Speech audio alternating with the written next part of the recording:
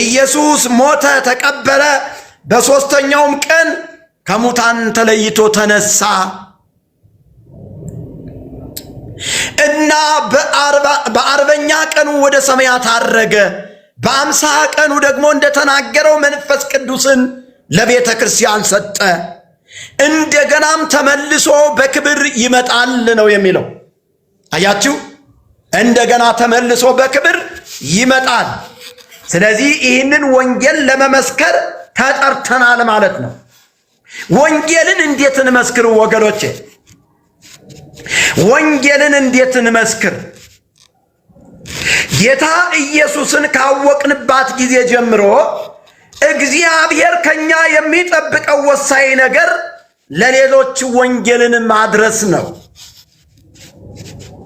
የምስራች እንደተናገራችሁ የድል ዜናንም እንዳወራችሁ ይልና በተራሮች ላይ እንደቆሙ የምስራች ይዘው የሚመጡ እግሮች ሰላምን የሚናገሩ መልካም ዜናን ይዘው የሚመጡ እግሮች ድነትን የሚያውጁ ጽዮንን አምላክሽ ነግሷል የሚሉ እንዴት ያማሩ ናቸው።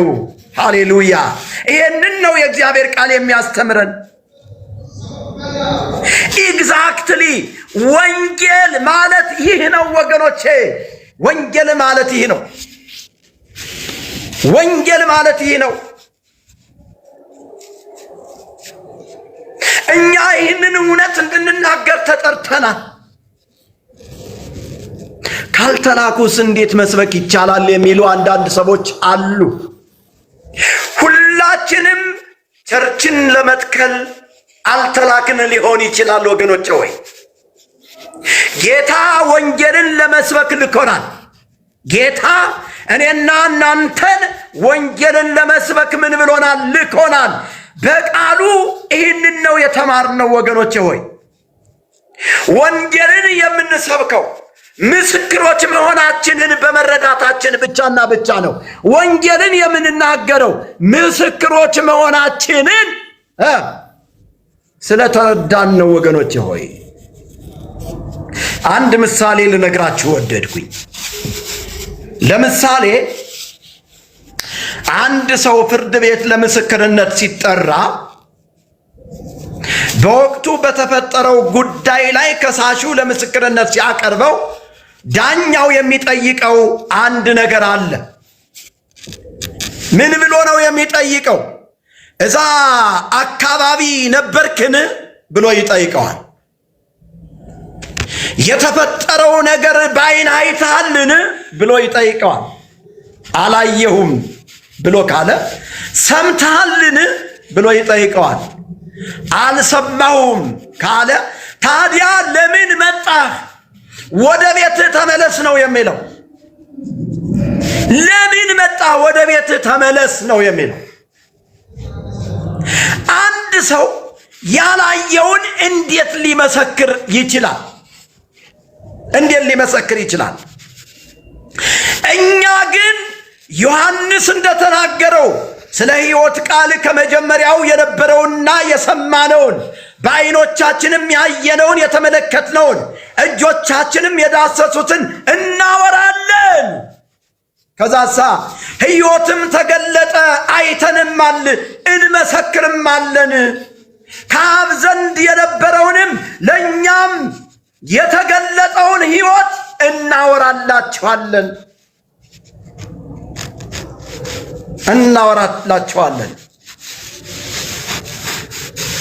እናወራላችኋለን። እኛ የተረዳነውን ነገር ነው ዛሬም የምናወራላችሁ።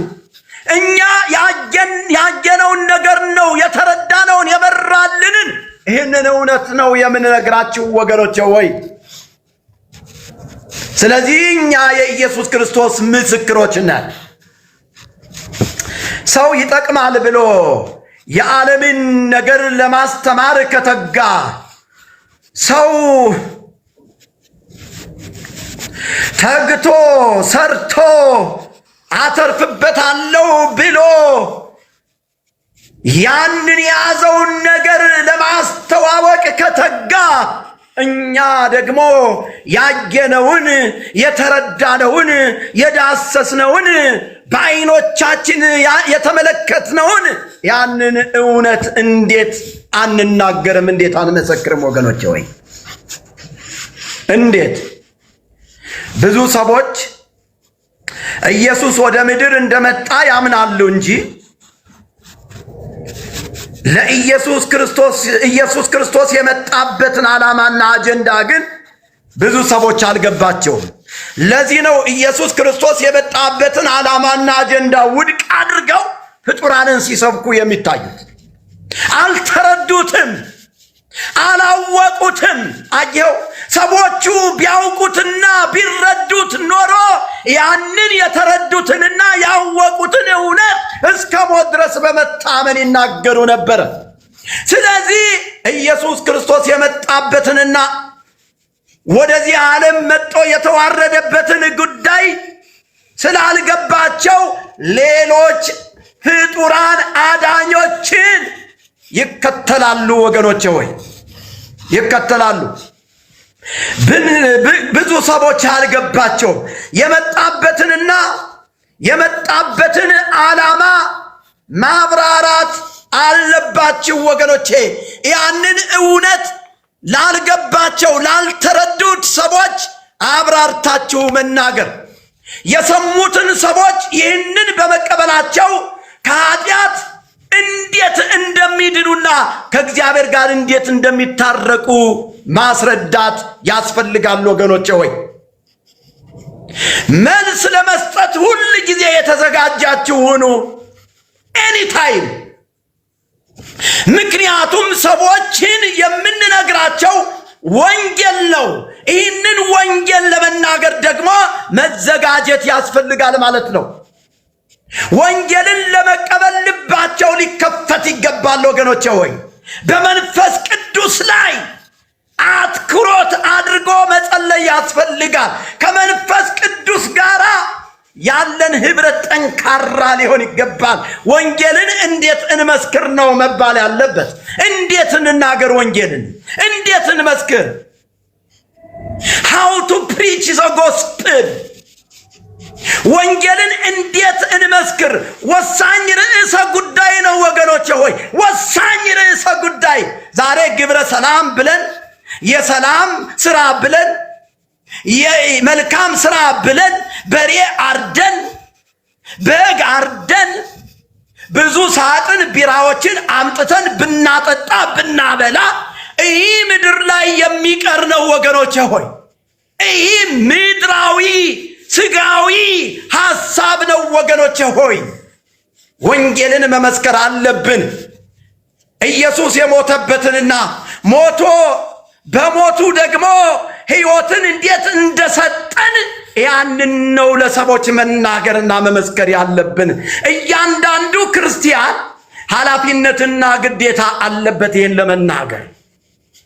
ለአማኞች የተሰጠው አንዱና ዋናው ኃላፊነት ፍጥረትን በወንጌል መድረስ ነው ወገኖቼ። ፍጥረትን በወንጌል መድረስ ነው። ጌታ ኢየሱስን ካወቅንባት ጊዜ ጀምሮ እግዚአብሔር ከኛ የሚጠብቀው አንድ ነገር ለሌሎች ወንጌልን እንድንደርስ ይፈልጋል። ያንተ ያንቺ የሁላችንም ኃላፊነት። አንተ በወንጌል ያመንክ፣ አንቺ በወንጌል ያመንሽ እህቴ፣ ኃላፊነትሽ ወንጌልን መመስከር ይሆናል ማለት ነው። አንዳንድ ሰዎች አሉ ጠበቃ ሆነው የሚነሱ። እስኪ ወገኖቼ አሁን እየሰማችሁ ያላችሁ ካጠገባችሁ ያለ ሰው ቢኖር እንደዚህ በሉት፣ ጠበቃ አትሁን፣ ወንጌልን መስክር ብላችሁ ንገሩልኝ ባካችሁ። ጠበቃ አይደለም መልእክተኛ ነህ ብለህ ንገርልኝ ወዳጄ፣ ንገሪልኝ እህቴ። አንድ አገልጋይ ወንጌልን ስለመስበክ ስለመዘመር ወጥቼ ወንጌልን መመስከር አይጠበቅብኝም ሊል ይችላል።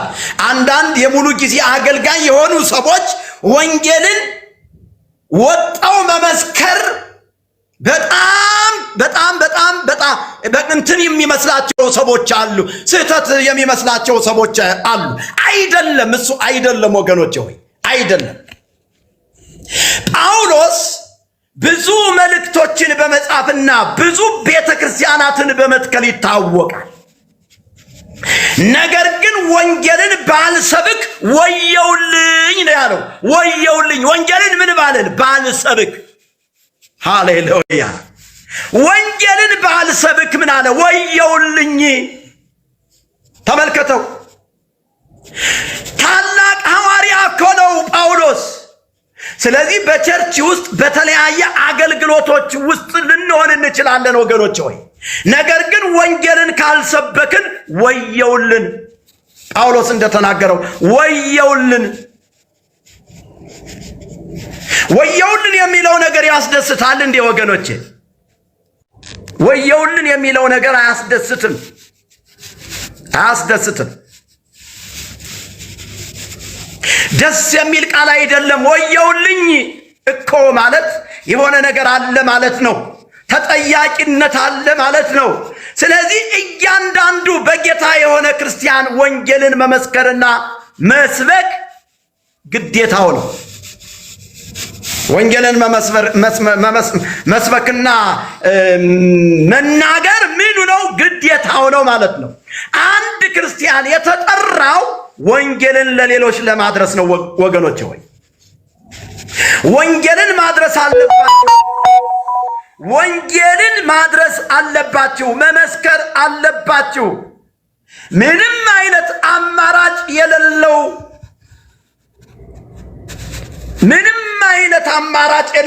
ግዴታ ነው ይሄ። በምንም አይነት አገልግሎት አይተካም። ወንጌልን መስበክ፣ ወንጌልን ለሌሎች መናገር በምንም አይነት አማራጭ የሚተካ አይደለም ማለት ነው። አይደለም፣ በምንም አይነት አክቲቪቲ አይተካም።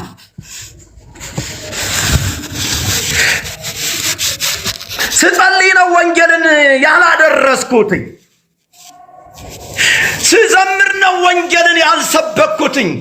በቸርች ውስጥ ልዩ የሆኑ አገልግሎቶች ስላሉኝ ጊዜ በማጣት ነው ወንጌልን ያልመሰከርኩትኝ።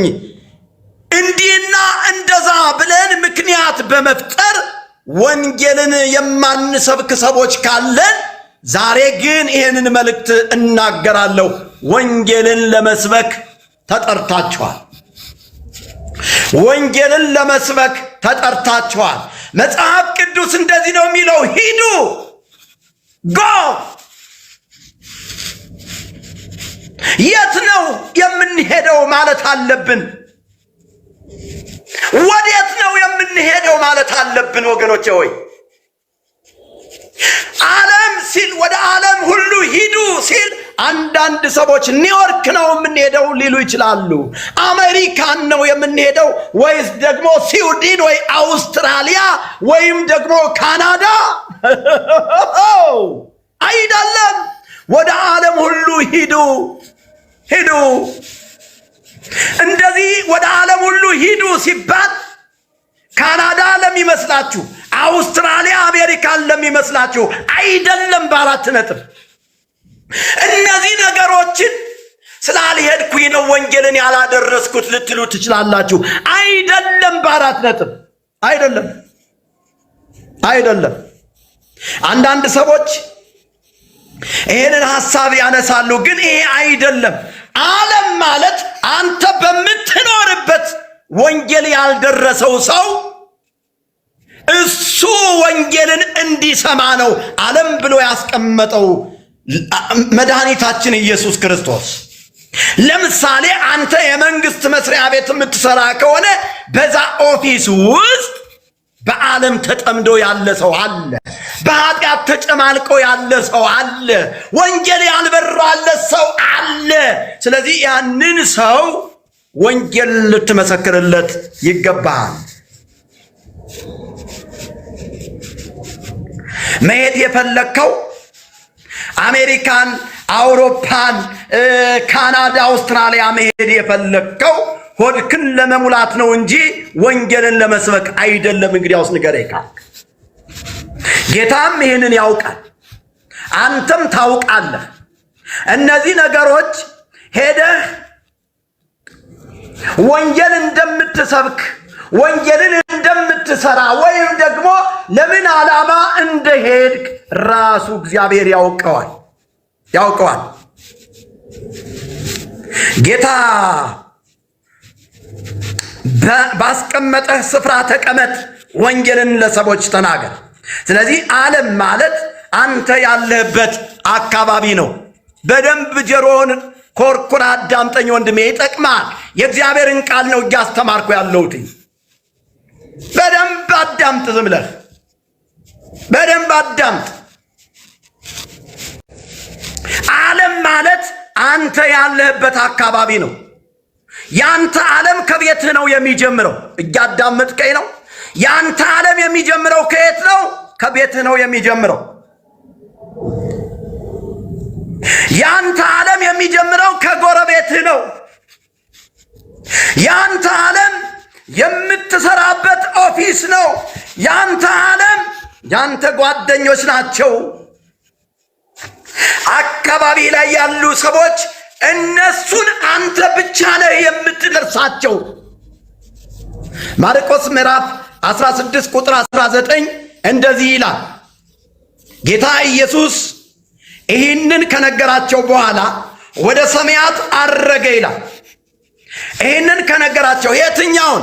ወደ ዓለም ሁሉ ሂዱ፣ ወንጌልንም ለፍጥረት ስበኩ፣ ያመነ የተጠመቀም ይድናል፣ ያመኑትም እነዚህ ምልክቶች ይከተሏቸዋል። ያወጣሉ፣ በአዲስ ቋንቋ ይናገራሉ፣ የሚገድል ነገር ቢጠጡ እንኳን አይጎዳቸውም። ይሄንን ከነገራቸው በኋላ ወደ ሰማይ አረገ፣ በእግዚአብሔር ቀኝም ተቀመጠ ይላል። ክብርና ምስጋና አምልኮትና ጌትነት ከምድር እስከ አርያም ድረስ ለእርሱ ብቻ ይሁን። ስለዚህ ወገኖቼ ሆይ አሁን ግብረ ሰላም እያልን በሬ እያረድን ሙክት እያረድን ለቄሶች የምናበላው እሱ ወንጌል አይደለም። ወንጌል አይደለም ወገኖቼ። ዶሮን ሲያታልሏት በመጫኛ ጣሏት አለ ያገሬ ሰው። ሰዎች እያታለሏችሁ እናንተም እየተታለላችሁ ያላችሁበት የአጋንንት አሰራር እንጂ እውነት አይደለም።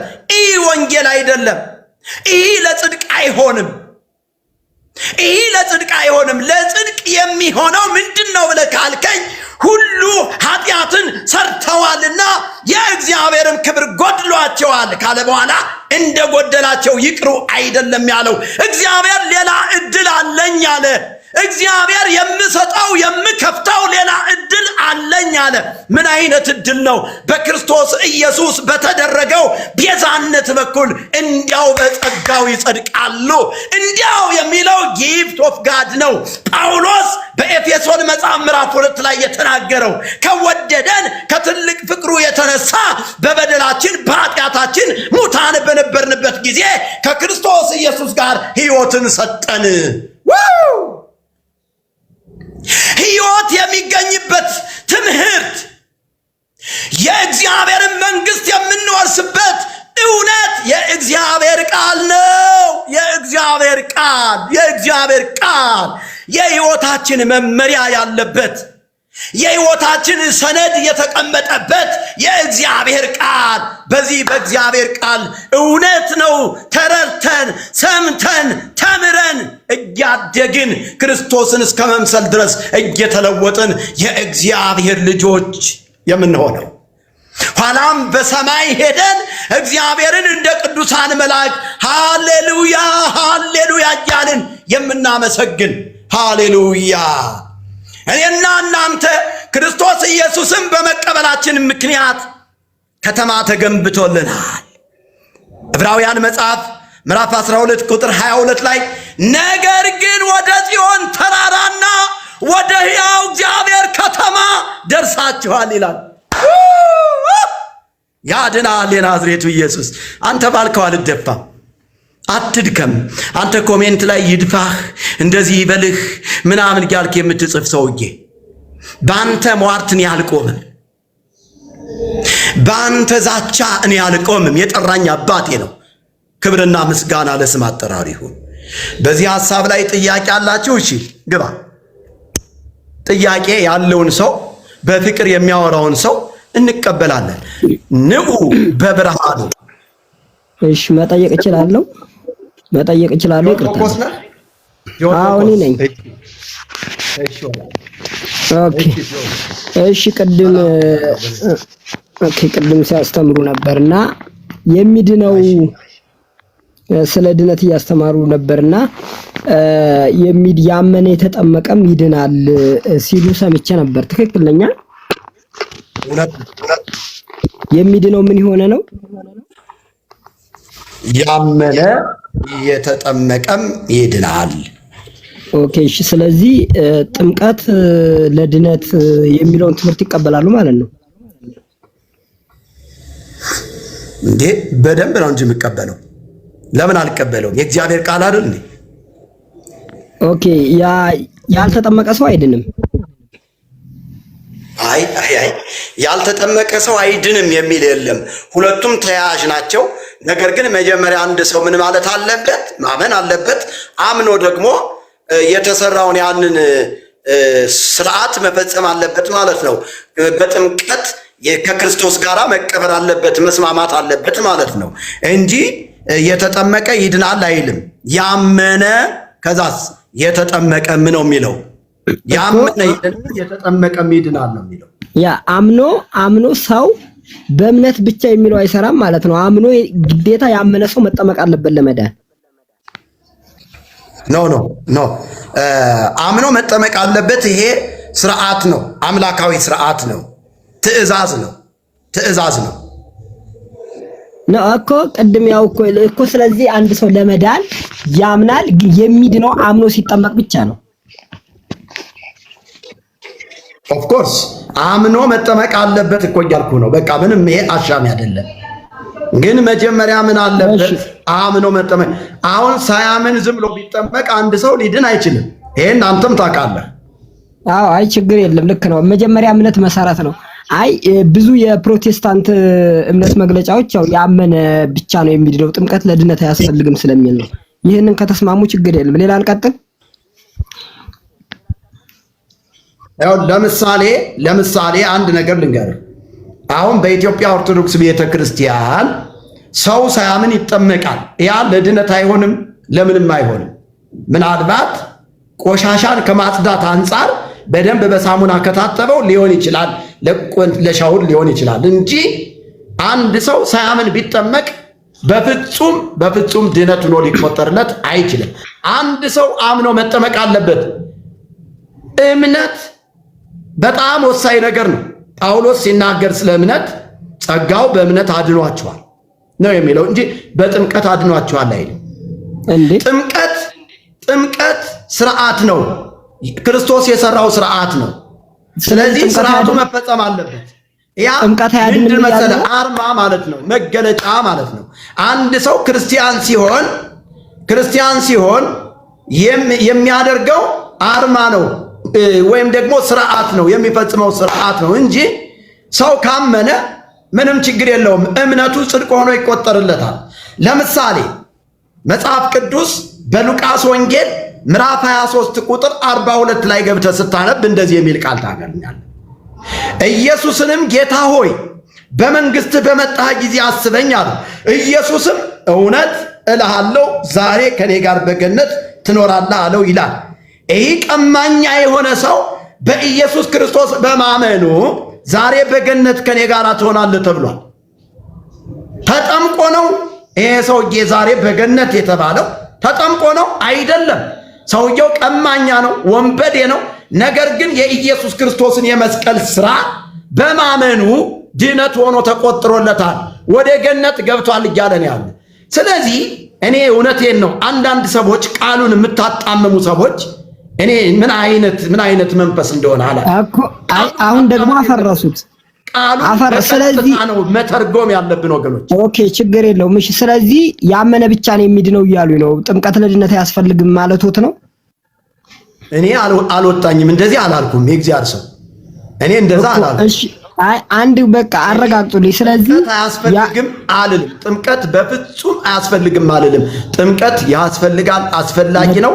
በድነት ክርስቶስ ስለሚያስፈልግ ነው የተጠመቀን ብሎ የተናገረው። ስለዚህ አማነው መቀበር አለብን። በጥምቀት መተባበር አለብን። ጥምቀት ደግሞ እንደ ኢትዮጵያ ኦርቶዶክስ በአጀንዳ የሚፈጸም በመረጨት የሚፈጸም አይደለም። የኢትዮጵያ ኦርቶዶክስ ተዋህዶ በመርጨት አይደለም እንትን የምትለው። ስለዚህ ቆይ እዚህ ላይ እንስማማ። ጥምቀት ስለዚህ ለድነት አይደለም። ቆይ በመርጨት እኔ የምናወራው የድነት የምትረጭ እኮ ነች። የኛ ቤተክርስቲያን እኮ ግርግዳ እንኳን ሳይቀር ቤት እንኳን ሳይቀር በጸበል ትረጭ እኮ ነች። ቆይ በኢትዮጵያ ኦርቶዶክስ ተዋህዶ ቤተክርስቲያን ጥምቀት በሶስት ይከፈላል። ችግር የለም። ቆይ በሶስት ስለሚከፈት እኔ አሁን እያወራ ያለሁት ለድነት የሚያገለግለውን ጥምቀት ነው። ለድነት የሚያገለግለው ጥምቀት ምን አይነት ነው እኮ እርሶ ያሉት አሁን ያመነም የተጠመቀም ይድናል የሚለው ማለት ነው። ስለዚህ ጥምቀት ለድነት ነው የሚለውን ትምህርት ይቀበላሉ ማለት ነው። ቆየኝ ወዳጄ፣ አሁን ለምሳሌ በክርስትና በ40 እና በ80 ቀን የሚጠመቁት ጥምቀት የምን ጥምቀት ነው? የድነት ነው ወይስ የምን ጥምቀት ነው? እስኪ ንገረኝ።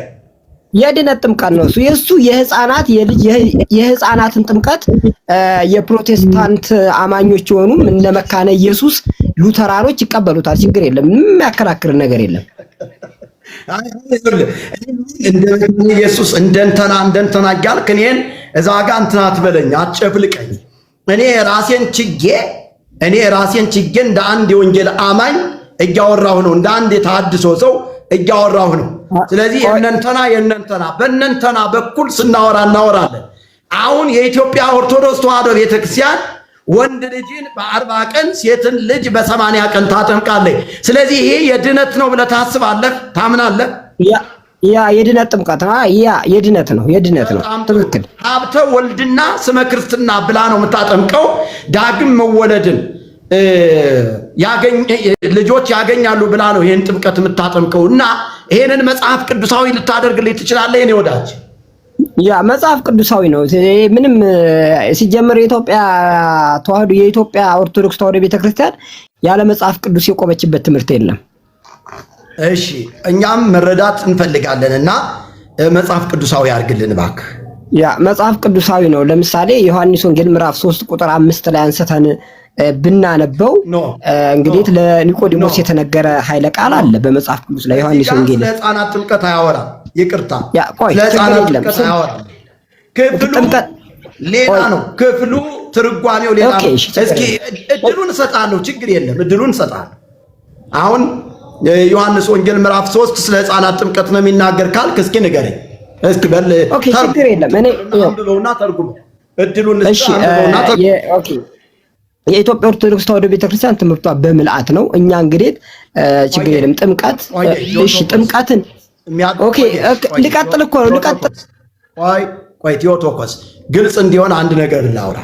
አሁን እዚህ ጋር በጣም የሚያዳምጡን ብዙ ሰዎች ስላሉ እኔና አንተ በምንነጋገረው ንግግር እዚህ የሚያዳምጡን ሰዎች መታነጽ ስላለባቸው ማለት ነው። አሁን የኢትዮጵያ ኦርቶዶክስ ተዋህዶ ቤተክርስቲያን ወንድ ልጅ በ40 ቀን ሴትን ልጅ በ80 ቀን ስታጠምቅ ይህ መጽሐፍ ቅዱሳዊ ነው ብለህ የጠቀስከው ጥቅስ ዮሐንስ ወንጌል ምዕራፍ 3 ነው። ስለዚህ ይህንን ምዕራፍ 3ን በደንብ አድርገህ ስታብራራ አንደኛ የሚደረገውን ማተብ፣ ሁለተኛ የሚደገመው መጽሐፈ ክርስትና የሚደገመው ድግምት፣ በደንብ አዳምጠኝ። የሚደገመውን ድግምት ከየት አመጣችሁት? እንደገና ስም ሲሰየም በማርያም ስም፣ በሚካኤል ስም፣ በገብርኤል በፍጡራን ስም ይሰየማል። ገብረ ማርያም፣ ገብረ ሚካኤል ምናምን ወለተ ማርያም እየተባለች እንትን ይባላሉ። እነዚህ ስም ይወጣላቸዋል። ይህንን መጽሐፍ ቅዱሳዊ አድርገህ የምታወራ ከሆነ እኔ ይኸው 20 ደቂቃ ለግሳለሁ ለአንተ። ችግር የለም፣ መቀጠል ትችላለህ። ኦኬ፣ ችግር የለውም። የምታወራ ከሆነ አስቆማለሁ። ቀጥል። ችግር የለም። እኔ ረጋ ብዬ ነው የማወራው። በዲሲፕሊን ነው የምናወራው። እኔ ችግር የለብኝም። የመጽሐፍ ቅዱስ በመጽሐፍ ቅዱስ እያስረዳው ወይንም ደግሞ እያስደገፍኩ ነው የምነግሮት። ቃል በቃል የመጽሐፍ ቅዱሱ እዚህ እንደዚህ የሚል ነገር አንጣ የሚሉት ሆነ እኔም እርሶም ማቹርድ ሆነን ትልቆች ነን። በመጽሐፍ ቅዱስ ውስጥ ያልተጻፉ ቀጥታ ያልተጻፉ ቃላት ብዙ እንዳሉ እርሶም ያምናሉ፣ እኔም አምናለሁ። ግን ምልአቱ በመጽሐፍ ቅዱስ ውስጥ አለ ወይ የለም ወይ የሚለውን እየተወያየን እንሄዳለን። የኢትዮጵያ ኦርቶዶክስ ተዋሕዶ ቤተክርስቲያን የሕፃናትን ጥምቀት ትቀበላለች? አዎ። መጽሐፍ ቅዱስ ነው ወይ ብለውኛል። አውድ ብዮታለሁ፣ ችግር የለም። መረጃ ብለውኛል። እሺ መረጃ እሰጣለሁ። የኢትዮጵያ ኦርቶዶክስ ተዋሕዶ ቤተክርስቲያን እንግዲህ መጽሐፍ ቅዱስ ብቻ ብላ የምታምን አይደለችም። ትውፊትን ትቀበላለች። የአባቶችን ትምህርት ከአባቶች አንስቶ የመጣውን ትምህርት ማለት ነው።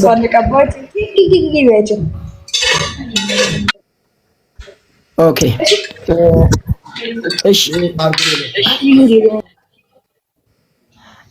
እና ትውፊትን ትቀበላለች ኦኬ ትውፊትን ትቀበላለች፣ መጽሐፍ ቅዱስን ትቀበላለች። ከዚያን ቀጥሎ ደግሞ የአባቶችን ሽግግር ትቀበላለች። የዚህን የሕፃናትን ትምህርት ከአራተኛ ክፍለ ዘመን ጀምሮ ሁሉም ይቀበለዋል። እንዴት ነው በምልአት የምንረዳ የምንለውን ለምሳሌ ኦሪት ዘፍጥረት ላይ ብንሄድ አንዴ ላስቁም። ሽግግር ምንድነው? ትውፊት ምንድነው? መጽሐፍ ቅዱስ ብቻ ብላ አትቀበልም ያልከው ከመጽሐፍ ቅዱስ ውጪ የሆነ መጽሐፍ ቅዱስን የማይወክል ነው ማለት ነው። ይሄን ግልጽ እንድታደርግ ይወዳል። ኦኬ መጽሐፍ ቅዱስን አይወክልም ሳይሆን ቆየ እንደዛ ከሆነ የኢትዮጵያ ኦርቶዶክስ ተዋሕዶ ቤተክርስቲያን ይህ መጽሐፍ ቅዱስ አማኝ ናች ማለት ነው። መጽሐፍ ቅዱስን የማትቀበል ነች ማለት ነው። እንደዛ ብለን ልንወስደው እንችላለን። ለምን ታጣመማላችሁ? አይሰጥሰሙ እኛ ይኸውልህ ቆየ ዲበ መሰረተ ነቢያት ወሐዋርያት እንዘ ክርስቶስ ማእዘንተ ህንፃ ከማሁ የሐድር ኩሉ ህንፃ ወይ ጸንጽራ መቅደሱ ለእግዚአብሔር። ይህንን እውነት ቤተክርስቲያኗ ናት የነገረችን። በሐዋርያትና በነቢያት መሰረት ላይ ታንጻችኋል፣ የማዕዘኑም ራስ ድንጋይ ክርስቶስ ኢየሱስ ነው ይላል። ስለዚህ መሰረቷ መጽሐፍ ቅዱስ ከሆነ በመጽሐፍ ቅዱስ እውነት እንነጋገር። አንተ ውጣ።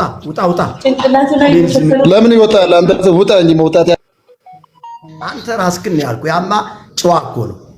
ቴዎቶኮስማ ጨዋ ነው። አንተ የምትረብሸውን ነው ማስወጣ። ምን ይወጣል ይላል። እየገባህ እየረበሽክ እንዴት አላስወጣህም? ስለዚህ መጽሐፍ ቅዱስ መሰረቷ ከሆነ ቤተክርስቲያኒቱ በመጽሐፍ እየዳኘን ትውፊቶችንም በመጽሐፍ እየዳኘናቸው የአባቶች ሽግግር ያልከውንም በመጽሐፍ እየዳኘነው እንቀጥላለን። ግን መጽሐፍ ቅዱስን ማዕከል ያላደረገ ከሆነ ምንም አማራጭ የለንም፣ መጣል ነው። ያንን ትውፊት የምትለውንም ከመጽሐፍ ቅዱስ ከወጣ እንጥለዋለን ማለት ነው። የአባቶች ሽግግር ያልከውንም እንደዚያው እየጣል ነው። በዚህ እንወያይ። ቀጥል። ችግር የለም። ይኸውልዎት መጽሐፍ ቅዱስን የጣለ እኮ አላልኩም። ይኸው እንግዲህ ሲሰሙኝ፣ ምክንያቱም የሚሰማም ሰው አለ። ያው ማጣመም ምንም ጥቅም የለውም። መጽሐፍ ቅዱስን የጣለ የለም። ለምሳሌ መጽሐፍ ቅዱስ መሰረት አድርገን ይህን መጽሐፍ ቅዱስ መሰረታዊ አድርገን ግን ትውፊትን እንቀበላለን፣ የአባቶች ትምህርትን እንቀበላለን። ለምሳሌ ቃል በቃል ስላሴ ትምህርት ታምናላችሁ? እርሶ ስላሴ የሚል በመጽሐፍ ቅዱስ አታሳዩኝም። ቃል በቃል አለ የለም። ግን ምልአት አድርገን እንቀበለዋለን። ያን በምልአት አለ፣ በመጽሐፍ ቅዱስ አለ። ስላሴ የሚለው በመጽሐፍ ቅዱስ አለ። ቃል በቃል አሳዩኝ። ስላሴ የሚለው ቃል በቃል አሳዩኝ። ችግር የለም።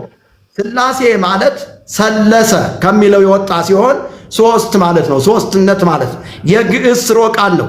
ሶስትነትን መጽሐፍ ቅዱስ ይነግረናል፣ ያስረዳናል። አብ ወልድ መንፈስ ቅዱስ ብሎ እስከነገረን ድረስ ይሄ ሶስትነት የሚለውን እስከነገረን ድረስ እንቀበላለን። ገብቷል? ስላሴ የሚለውን ስም ከየት አገኘው? አቤት ከየት አገኘ? ቃል በቃል እኮ ነው የምሉት። ልክ በቃ እንደዚያ ከሆነ ይህንንም ልክ እርሶ ወዳጅ ይኸውልህ ማወቅ አለብህ። አንዳንድ ጊዜ እኔ መቼ ጠፋኝ? እኔ ግዕዝ መሆኑን መቼ ጠፋኝ? ቃሉ ግዕዝ መሆኑን መቼ ጠፋኝ? ችግር የለም። አሁን እኛ አብ ወልድ መንፈስ ቅዱስ የሚለውን ስላሴ ብለን በግዕዙ ብናወራ ስህተት አይደለም። የግዕዙን ቃል እየተቀበልነው ነው። በግዕዙ የተጻፈውን ነገር ስለተቀበልነው ነው። ገብቷል? እንጂ ይሄ ምንም የቋንቋ ጉዳይ እንጂ መጽሐፍ ቅዱስ ላይ ተጽፏል። አብ ወልድ መንፈስ ቅዱስ በቃ አየው። ስለዚህ ይሄ ስላሴ የሚለው ቃል በቃል የለም። ስለዚህ እርሶ በምልአት ነው ያመጡታ። በምልአት እንዳመጡት እኔም በምልአት ላንጣሉት። አሁን በምልአት ይህን የህፃናትን ጥምቀት ወይንም ደግሞ እንስማምጣው እዚህ ጋር አንድ አባትም አሉ። እሳቸውንም እድል እንሰጣቸዋለን። እስኪ ተናገርና ከዛ እንትን እንላለን። ችግር የለም እንሰጣለን። እርሶ ምን አሉኝ? አሁን ስላሴ የሚለው በመጽሐፍ ቅዱስ ውስጥ አለ አሉ። ግን ስላሴ የሚል ቃል በቃል በፍጹም አናገኝም። አንደኛ የቴዎሎጂ ቃል ነው፣ በቴዎሎጂ ውስጥ የሚሰጥ ነው። ስላሴ የሚለው ከጥንት ጀምሮ የመጣ አባቶች ያስተማሩት ነው። እዚህ እናወራበታለን። አሁን ይሄ እንትን ማደናገሪያ አይሆንም ወዳጄ። አሁን የህፃናትን ጥምቀት አምጣና አሳየን። ማደናገሪያ አላልኩትም እኮ ችግር። እሺ የህፃናትን ጥምቀት ላሳየው፣ ችግር የለም። ቅዱስ ጳውሎስ ምን ይላል? እናንተ የተጠመቃችሁ ክርስቶስን ለብሳችሁታል ይላል። የተጠመቀ ሰው ክርስቶስን ይለብሳል። ስለዚህ እኛ የኢትዮጵያ ኦርቶዶክስ ተዋሕዶ ቤተክርስቲያን ህፃናትን ለምንድን ነው የምታጠምቀው ካልን፣ አንደኛ ከክርስቶስን ለብሰው እንዲያድጉ ነው። የተጠመቁት ክርስቶስን ለብሰው እንዲያድጉ ነው። የመጽሐፍ ቅዱስ መሰረት አለው ወይ ካላችሁ፣ እኛ ወድ ምን ይላል? በማቴዎስ ወንጌል ላይ ህፃናትን ወደኔ ይመጡ ዘንድ አትከልክሏቸው ይላል። ቆይ አባቴ ቁጥር 10 ላይ ነው አይደል? አንተ የተናገርከው ቃል የሚገኝ ቆላስይስ መጽሐፍ ምዕራፍ 3 ቁጥር 10 ነው አይደል የሚገኘው ክፍሉ? አይ አይደል፣ የተጠመቃችሁ ክርስቶስን ለብሳችሁታል። ገላትያ ምዕራፍ 3 ላይ መሰለኝ። ቆይ መጽሐፍ ቅዱስ ቼክ አድርግና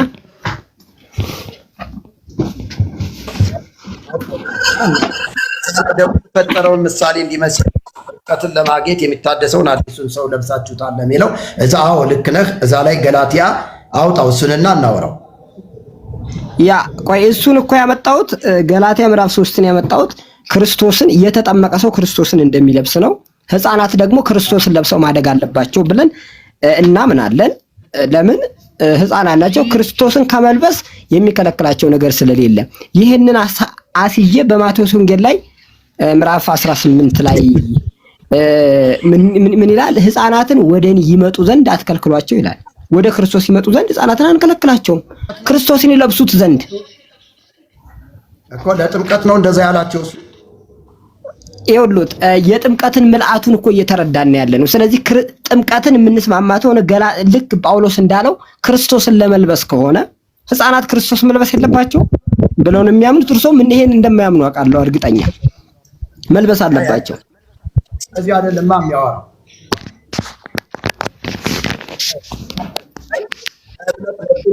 በክርስቶስ ኢየሱስ የእግዚአብሔር ልጆች ናችሁና ይላል። በምን በኩል? በእምነት በኩል። ያ በእምነት በኩል በእምነት በኩል አሁን እኮ ህፃናትን ወደ ክርስቶስ ቆየኝ መተርጎም አለብን። በእምነት በኩል ሁላችሁ በክርስቶስ ኢየሱስ የእግዚአብሔር ልጆች ናችሁና ከክርስቶስ ጋር አንድ ትሆኑ ዘንድ የተጠመቃችሁ ሁሉ ክርስቶስን ለብሳችሁታልና ይላል። አሁን ይሄ ስለ ህፃናት ጥምቀት ነው ወዳጅ። አሁን እኮ ስለ ህፃናት ጥምቀት አሁን ቆይ ስለ ህፃናት የሚለውን የኢትዮጵያ ኦርቶዶክስ ተዋሕዶ ቤተክርስቲያን ባይዙ ሁለቱንም ነው የምትቀበለው። ሁለቱንም ትቀበላለች። ምን አይነት ያመነ ሰው አምኖ ማመን የቻለ ሰው አምኖ ነው የሚጠመቀው። ይሄ ግን ቆይ ወዳጅ ይሄ እንዲያውም ከፍ ብሎ ቁጥር 8 ላይ በደንብ አድርጎ ያታታልሃል። አይሁዳዊ ወይም የግሪክ ሰው የለም፣ ባሪያ ወይም ጨዋ ሰው የለም፣ ወንድም ሴትም የለም፣ ሁላችሁ በክርስቶስ ኢየሱስ አንድ ሰው ናችሁና እናንተም የክርስቶስ ከሆናችሁ እንኪያስ የአብርሃም ዘር እንደ ተስፋው ቃል ወራሾች ናችሁ ብሎ ስላላመኑ ሰዎች አይሁድ የለ ግሪክ የለ ምን የለ በእምነት በኩል ሰዎቹ ካመኑ በኋላ ሲጠመቁ ምን ይሆናሉ አለ? ክርስቶስን ይለብሳሉ ነው እያለ ያለው እንጂ ያ ጥምቀት እኮ ጥምቀት ይኸውልዎት የኢትዮጵያ ኦርቶዶክስ ይቅርታ አድርገን ኧረ ቆይ አድምጡኝ ይኸው ቤተክርስቲያናችን እኮ አድምጡኝ። ሲጀመር ጥምቀት ሲጀመር ሚስጥር ነው። እኛ ቤተክርስቲያን ውስጥ በእምነት በኩል ነው የሚሰጠው። ገቦት? በእምነት በኩል ነው የሚሰጠው። ሲጀመር እኮ ጥምቀት ሚስጥር ነው። ያ ጥምቀት ሚስጥራት ወይ ደግሞ ሳክራመንት የምንላቸው ከአምስቱ አዕማድ የሆኑ አንዱ ነው ጥምቀት ሳክራመንት። ይሄ ደግሞ ሳክራመንትን እኛ በእምነት በኩል ነው የምንቀበለው። ቅዱስ ቁርባን በሉ ጥምቀት በሉ ትምህርት ራሱን ይሄ አልቀበለው። ምስጢረ ጥምቀት፣ ምስጢረ ቁርባን፣ ምስጢረ ትንሣኤ ሙታን፣ ምስጢረ ምናምን እየተባለ የሚባለው አምስቱ አዕማደ ምስጢር እሱ ምስጢር ምንድነው? ምስጢር የተባለው በነገራችን ላይ ምንድነው ምስጢር? ምስጢር የተባለው ምስጢር ምንድነው? የለም ምስጢር ነው እያልክ ቆየኝ። ምስጢር ነው እያልክ አንተ ብቻ የምታውቀው ለሌላው ደግሞ ያልተገለጠ ሆኖ ሰዎች በፍርሃት ቀንበር ተይዘው እንዲኖሩ አታድርግ። በክርስቶስ ያልተገለጠ ነገር የለም። ስለዚህ ዲስሪስፔክት አታድርጉ። አንድ እንድትሆኑ ቆየኝ። ከክርስቶስ ጋር አንድ ትሆኑ ዘንድ የተጠመቃችሁ ሁሉ ይላል። የተጠመቃችሁ ሁሉ ሕፃናት ሲጠመቁ በምን አይነት ስርዓት ነው የሚጠመቁ? ይችን ብቻ ልጠይቅህ። በምን አይነት ስርዓት ነው የሚጠመቁ? ባህር ውስጥ ጠልቀው ነው የሚጠመቁት ወይስ እንዴት ነው የሚጠመቁት?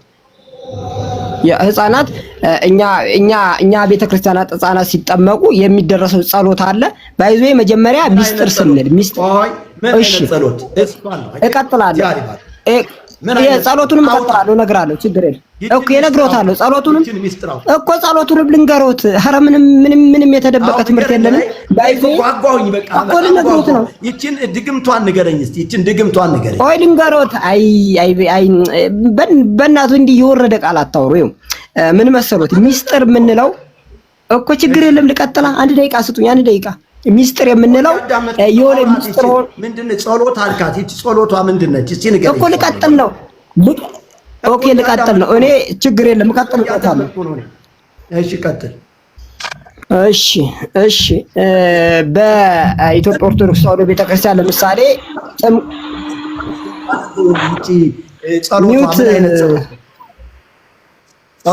ጸሎቱ እኮ ልቀጥል ነው። ሰጡኝ፣ እድል ሰጡኝ። ልቀጥል። እሺ ሚስጥር ጸሎቱን እናገራለሁ። ግን ሚስጥር የምንለው የተደበቀ የሆነ ሳይሆን የሚደረሰውን ጸሎት በሚስጥር እግዚአብሔር ያደርጋል ማለታችን ነው እንጂ የሆነ የተደበቀ ትምህርት ኖሮን ሚስጥር ማለታችን አይደለም። ባይዞ ሚስጥር የምንለው ምን ነው? ለምሳሌ ህፃናት ሲጠመቁ ሚስጥር ጥምቀት የሚለው መጽሐፍ ቅዱሳዊ አይደለም። መጽሐፍ ቅዱሳዊ አይደለም። ቆይ እኮ ይኸው ሚስጥር ቤተክርስቲያን ሚስጥር የምትለው ለምንድን ነው የሚለውን መረዳት ከፈለጉ አስረዶታለሁ። ግን ምንድን ነው የሚደገመው ብለው እርሶ ያጥላሉትን ልንገር መጽሐፍ ቅዱስ የሚለው በለኝ እንጂ ያ መጽሐፍ ቅዱስ ነው። ሚስጥር ማለት ምን እንደሆነ ልንገሮት ላስረዶት። ሚስጥር ለምንድን ነው ወንድሜ? ያለ መጽሐፍ ቅዱስ ቤተክርስቲያን የለችም። ስለዚህ አሁን ሚስጥር የሚለው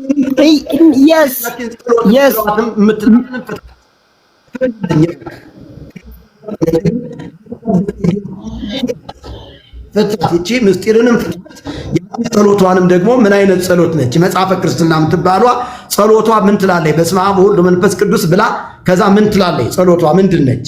ከየት ነው የመጣችው? እሷን ነገር እስቲ አፍርጠህ እዚህ ጋር ንገረን። ጌታ ይባርክ።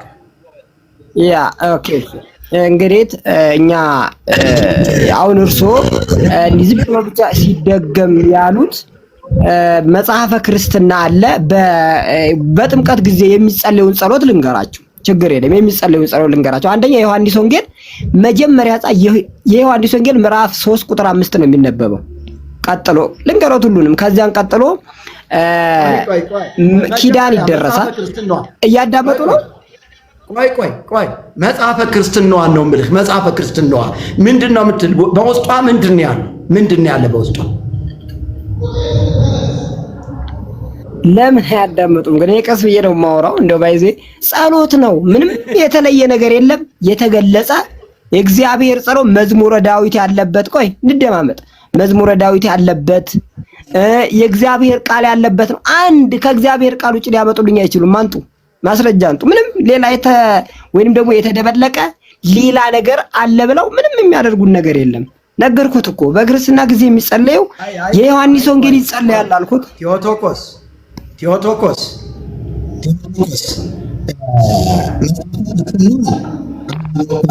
ወቃት እኛን እነግርሃለን። ግን የዮሐንስ ወንጌል ምዕራፍ 3 ይደገማል ያልከው፣ አዎ በድግምት መልኩ በግዕዝ ምናምን እንትን ይባላል ተቀላቅሎ ማለት ነው። ግን መጽሐፈ ክርስትናዋ የምታዘው ትእዛዝ አለ። ሕፃኑን ዘይት ምናምን እየተቀባ ከዛ ሀብተ ወልድና ስመ ክርስትና የእግዚአብሔርን ልጅነት ያገኛል በሚል የምትደገመው አንድ ድግምት ግን አንተ አላወቅካትም። መጽሐፈ ክርስትና ውስጥ ያለ ድግምት አለ፣ በጣም ድግምት አለ እዛ ውስጥ። ያንን ድግምት ካላወቅከው ንገሩኝ አስተምሪ ነው የሚባል። መጽሐፍ ቅዱሳዊ አይደለም፣ እሱ መጽሐፍ ቅዱሳዊ አይደለም። እንደገና አሁን ሴት ከሆነች በ80 ቀኗ ልክ ከተጠመቀች በኋላ ልጅቱ ወለተ ማርያም ልትባል ትችላለች፣ አስካለ ማርያም ልትባል ትችላለች፣ ወለተ አርሴማም ልትባል ትችላለች። እንደቀኑ በአርሴማ ቀን ብትወለድ ወለተ አርሴማ ነው የምትባለው።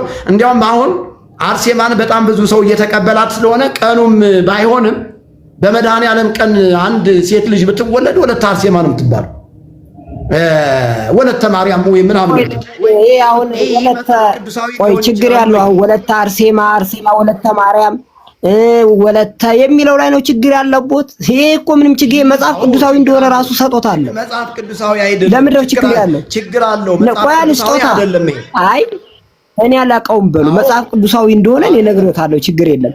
ይሄ በቅዱሳን ስም መሰየም፣ በማርያም ስም አንድን ሰው ገብረ ማርያም ብሎ በማርያም ስም መሰየም ከየት የመጣ መጽሐፍ ቅዱሳዊ? እኔ ቢሆን እኮ ችግር የለም።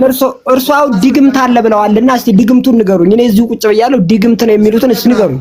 እሱን ነግራለሁ። አንተ ጨርሰሃል። አሁን ንገሩኝ። እኔ ይኸው መጽሐፈ ክርስትና መጽሐፈ ክርስትና ላይ የሚነበብ በክርስትና ጊዜ ወንጌል ይነበባል ብዮታለሁ። የዮሐንስ ወንጌል ምዕራፍ 3 ቁጥር 5 ውጪ የተደበላለቀ ነው የሚነበበው ብለዋል። እስቲ የተደበላለቀውን የዮሐንስ ወንጌል ምዕራፍ 3 ቁጥር 5 ላይ ከዚያ ውጪ የሚነበበውን እስቲ አንጡልኝ።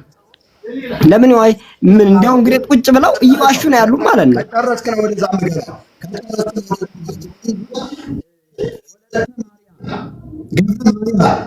መባሉስ እንዴት ትላለህ? ይሄንን እንዴት አድርገን እንለፈው? እንዴት ነው እሱ ነገር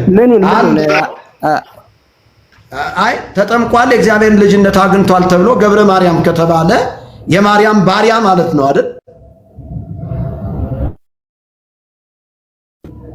ማቴዎስ ወንጌል ላይ የተነበረው አንተ ታማኝ ባሪያ የሚለውን እርሱ አይቀበሉትም እንዴ? እኮ ታማኝ ባሪያ ማለት ነው። የማርያም ታማኝ ባሪያ ማለት ነው። ያ ምንም ችግር የሚያመጣው ነገር የለም። ገብረ ማርያም ባሪያ ነው የሚሆነው። በቃ የውሃ ጥምቀት ወስዶ ልክ ተጠምቆ ስሙ ገብረ ማርያም ከተባለ የማርያም ባሪያ ሆኖ ነው የሚቀረው ማለት ነው። ምን የማርያም ባሪያ ሆኖ ነው የሚቀረው ማለት ምን የእርሶ ትርጓሜ ነው?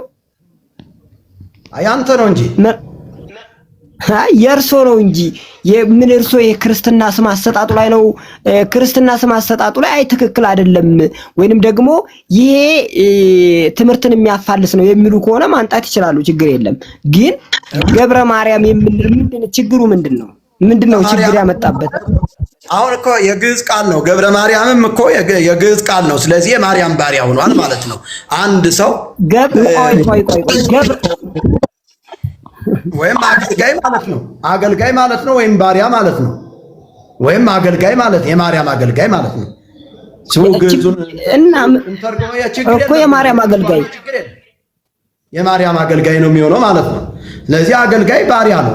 ባሪያ ሆኖ የሚቀረው ለማን ነው? ለማርያም ነው። ስለዚህ አንድ ሰው የማርያም ባሪያ የማርያም አገልጋይ ሆኖ ነው በቃ እንግዲህ ስሙ የሚሰየመውና ጥምቀቱ የሚከናወነው በዚህ ነው እያልከኝ ነው? ንገረኝ። ጥምቀቱ የሚከናወነው በዚህ ነው ማለት ምን የሚጠይቁት ራሱ እኮ ምን የሚገባ ነገር የለም። ምንድነው? ግልጽ አድርገው ጠይቁ እስቲ። አልገባ ጠይቁ። ጥምቀቱ የሚከናወነው በወልድ በመንፈስ ቅዱስ ስም እያጠመቃችኋቸው ነው የሚለው እንጂ በማርያም ስም እያጠመቃችኋቸው በማርያም ስም እየሰየማችሁ አይ እኛ አቤት ለምን ይዋሻሉ? ትልቅ ሰው ነው እኮ ማቾር። እኔ እኮ ብዮታለሁ በማርያም ቤተክርስቲያናችን በማርያም ስም አጥምቃም አታውቅም። በቅዱሳን ስም አታጠምቅም። የምታጠምቀው ይኸውልዎት ሰውየው በማርያም ስም ገብረ ማርያም ተብሎ ታዲያ እንዴት ነው የምትለኝ? እኔ እኮ አሁን እኮ ግራ አጋባኝ እኮ ወንድሜ። በማርያም ስም ይኸውልዎት። ኦኬ ቆይ በቃ እኔ ትምህርቱን የማውቀው እኔ ላስረዶታ ትምህርቱን እርሶ ለምን ትምህርቱን ሲያውቁ ያወራሉ? አሁን ይሄ ነውርም ነው ዲስሪፍሌክትም። አንደኛ አቁም ያለው እኔ እስኪ ትንሽ እድል ልስጥህና እስኪ ቀጥል። በቃ ቀጥል። ኦኬ እሺ በቃ እንደዚያ ነው የሚባለው። ኦኬ እንግዲህ ምን አሉ? በማርያም ስም ነው የሚጠመቁት ህፃናት ቤተክርስቲያን ሲሄድ በማርያም ስም ነው የሚጠመቁት አሉ። ግን ባይዙ የኢትዮጵያ ኦርቶዶክስ ተዋሕዶ ቤተክርስቲያን በጻድቃን ስም አታጠምቅ፣ በማርያምም ስም አታጠምቅ። የምታጠምቀው በምንድን ነው? ጸሎቷ ራሱ አብ ወልድ መንፈስ ቅዱስ ተብሎ ነው ሲጀምር ውሃው ራሱ የሚባረከው መጀመሪያ የምትጠራበት ማለት። ስለዚህ በአብ ወልድ መንፈስ የማቴዎስ ወንጌል ምዕራፍ 28 ላይ ያለውን ሄዳችሁ አህዛብን በአብ በወልድ በመንፈስ ቅዱስ እያጠመቃችሁ ደቀ መዝሙርት አድርጓቸው የሚለውን የመጽሐፍ ቅዱስ ክፍል ሙሉ ለሙሉ ወስዳ ቤተክርስቲያናችን የምታጠምቀው በአብ በወልድ በመንፈስ ቅዱስ ስም ነው፣ በሌላ ስም የለም። ግን እነሱ ያሉት አሁን መጨረሻ ላይ ታዲያ ለምን ገብረ ማርያም ወይንም ደግሞ ገብረ ኢየሱስ የሚባል ስመ ክርስትና ትሰጣለች? ይህ ነገር ምንድነው ነው የሚሉት። ይሄ ትምህርቱን አያፈልሰውም። በመጨረሻ ክርስቲያኖች ከዓለማዊ ስም የሚጠሩበት ይልቅ በቅዱሳን መታሰቢያ እንዲሆን ዘንድ በቅዱሳን ስም ትሰይማለች ቤተክርስቲያን ትሰይማለች። ሰይሙ ይላል መጽሐፍ ቅዱስ፣ ሰይሙላቸው ይላል ማስረጃ አልቆት ይኸውልዎት መጽሐፍ ቅዱስ ሰይሙላቸው። አሁን ኦኬ መጽሐፍ ቅዱስ ምን ይላል? በመጽሐፍ ቅዱስን በምዕላታዊ ነው እንጂ የምንረዳው ቀጥታ መጽሐፍ ቅዱስ ልጅህን እንደዚህ ብለህ ሳይ በብሉይ ኪዳን ለምሳሌ ብዙ ላመጣለው ትችላለህ ስማቸው። በቃ አሁን ማስረጃ የለም። ትክክል። አሁን ጥሩ መጣል። ጥሩ ነው። እግዚአብሔር ይባርክ። ስለዚህ በምዕላታዊ ነው እንጂ በቀጥታ የተጻፈ ምናምን ነገር የለም። ግን በምዕላታዊ በእንትን ምናምን እኛ እኮ በቃ ይሄ ነው አየህ፣ መጽሐፍ ቅዱሳዊ አይደለም የምንለው እኛ ዝም ብለን አይደለም። አየው ይኸውልዎት ቆይ የእርሶ ስም መጽሐፍ ቅዱሳዊ ነው? ለምሳሌ የእርሶን ስም ንገሩኝ እስቲ። ስሞትን ለምን አወጡ? እንዴት ያለ አረዳድ ነው የሚረዱት? የእርሶ ስም መጽሐፍ ቅዱሳዊ ነው?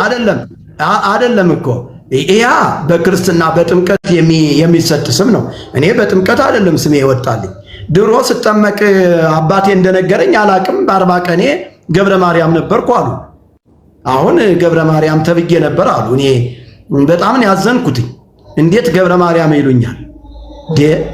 እኔ አሁን የክርስቶስ ባሪያ ነኝ፣ ገብረ ኢየሱስ ነኝ እንጂ ገብረ ማርያም ልሆን አልችልም። ያም ስም እኔ እንዲያው መርገም ስላለበት ሰብሬዋለሁ። ይቅርታ አድርግልኝና አሁን ጥሩ ነው። እርሱ ትክክል፣ እርሱ አይገቡትም። እኔ የክርስቶስ አገልጋይ ነኝ። ቆይ እስኪ ማነው ቴቶኮስ? ቆይ ምልአት ምንድን ነው ግን? ምልአት ትላለህ እየቆጠርኩ 49 ጊዜ ምልአት ብለሃልና ምንድን ነው ምልአት? በምልአት መረዳት ይኸውልዎት አንድ ሰው አሁን መረዳት አለ። ምልአት ምንድን ነው ቃሉ? መልአ ምን አለ ነው? መልአ ምንድን ነው ምልአት? ምን እኔ ግስ ቆጠራ ሊያስተምሩ ነው ወይስ ደግሞ ምን? አንተው ራስህ ያመጣኸው ቃል ነው፣ እኔ አይደለሁም። በምልአት ነው አልክ። ያ እኮ ልንገሮት ምንድን ነው እኮ ልንገሮት ምልአት ምን እንደሆነ። እሺ በሙላት ማለት ነው። በአንድ ነገር በምልአት መረዳት ማለት በሙላት ያንን ነገር ሰፋ አድርጎ ማየት ማለት ነው። እንደ በጣም የሚገርም ነገር ነው። በልሽ በቃ ጨርሰሃል። ትንሽ እናውራበት። በጣም ብዙ ሄድክ። በጣም ብዙ ነው የሮጥከው። በጣም ብዙ ገብረ ማርያም ምን አለበት ስትል በአብ ቤተ ክርስቲያኒቱ በአብ በወልድ በመንፈስ ቅዱስ ታጠምቃለች። ከዛስ በምንም መንገድ ለፍጡራን አሳልፋ ካልሰጠች አይሆንም። ገብረ ማርያም ወልደ ማርያም ዕለቱን አጥንታ ዛሬ ስንት ቀን ነው ይባላል።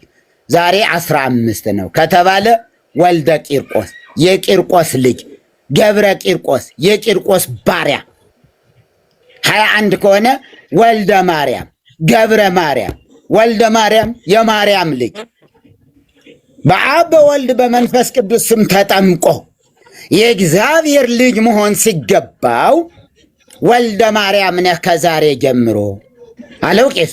ወልደ ማርያም ነህ፣ የማርያም ባሪያ የማርያም ልጅ ነህ።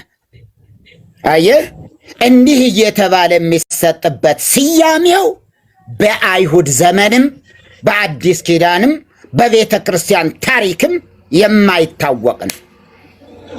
የማይታወቅ ኧረ ቆይ 30 ደቂቃ እኮ አወራ። ቆይ ልጠይቅዎታል። ዝም ብለው እያወሩ እኮ ነው። ወይን ታሪክ አላወቁ አይደለም።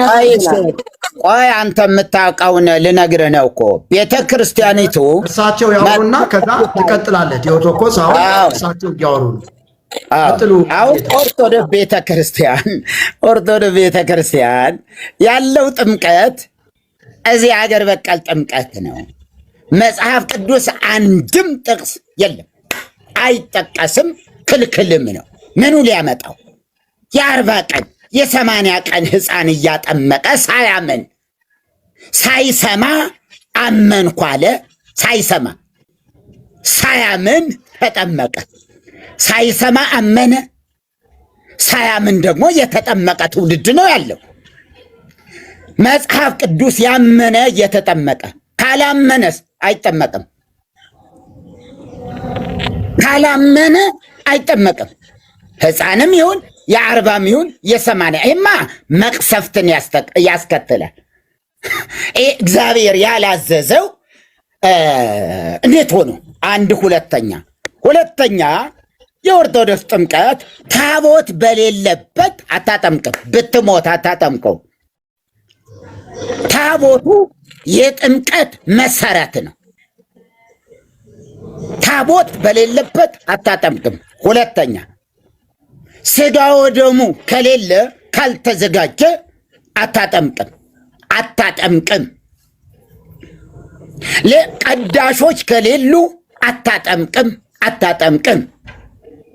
አቋቁሙን የሚባላሉ ምግብ ካልተዘጋጀ አይጠመቅም። ምግብ ከሌለ ለምሳሌ 40 ቀኑ ሮብ ቢመጣ 40 ቀኑ ሐሙስ ቢሆን እና ያ ሰው ደግሶ ካህናትን ማብላት የማይችል ከሆነ በቅዳሴ ሰዓት ትርፍ ቅዳሴ ይሰጠዋል። እዚያው እሁድ ላይ ነው የሚያመጣው። የምን 40 ቀን የምን 80 ቀን? 40 ቀን እና 80 ቀን ለባለ ሀብቶች ነው የሚሆነው። 40 ቀን እና 80 ቀን ደግሰው ካህናትን ለቀደሱ ሰዎች የሚሆን ድግስ ካላመጡ የማያመጡ ከሆነ ወይ በክብረ በዓል ቀን ወይ በቅዳሴ ባለበት ሰዓት እንጂ 40 ቀኑ ሞልቷል 80 ቀኗ ሞልቷል ተብሎ ቅዳሴ አይቀደስም። ምን ካልሆነ ድግስ ከሌለው ይሄ ገበያ ይባላል።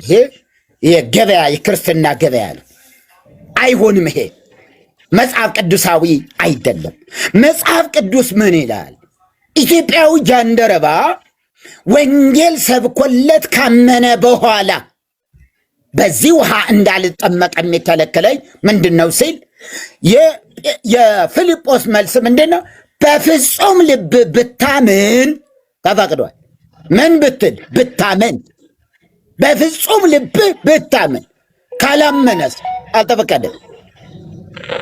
ጥምቀቱ ላመኑ ሰዎች የሚሰጥ እንጂ ላላመነ ዝም ብለህ እየጋፈፍክ ና ብለህ እምትረጨው አይደለም።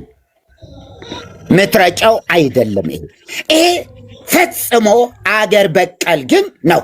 እዚሁ የበቀለ ወንዝ የማሻገር የትም ዓለም የማያውቀው ከዛ 36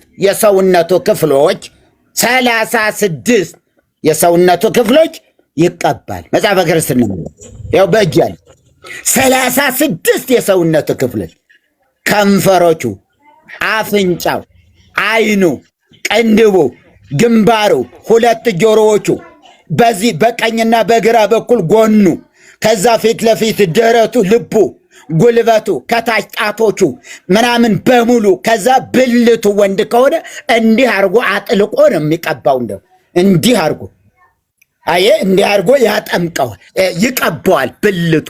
ለመኮነት ብእሲት ሴት ከሆነችስ ሌላ ሴት መጥታ ነው። ዲያቆናዊት ሴት አለች አንቀጸ እንትን ላይ ፍትሐ ነገሥት ላይ እሷ እንድትቀባት የሰውን ጡቷን፣ ደረቷን፣ ምክንያቱ ራቁቷ ማየት ስለሌለበት ካህኑ ይላል እና 30 ብልቷን እንዴት አርጎ ነው እሱ የሚቀባት? አጥልቃ ነው የምትቀባት። ዝም ብላ ላዩ ላይም አይደለም። በጣቷ ያንን ሜሮን ተቀብታ ከዛ ጣቷን ውስጥ ከታ ነው የምትቀባላት። ይሄ ሁሉ የትም መጽሐፍ ቅዱስ ውስጥ የምናገኘው ትምህርት አይደለም።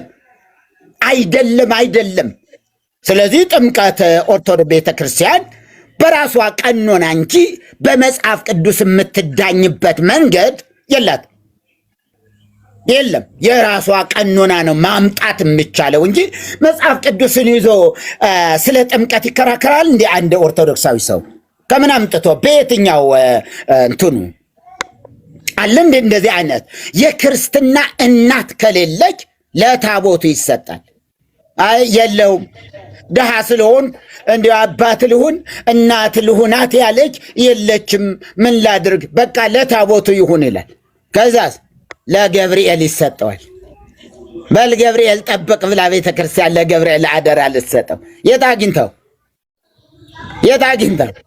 አየህ፣ በአካል ያለ ሰውስ ምን ልታደርገው ትችላለህ?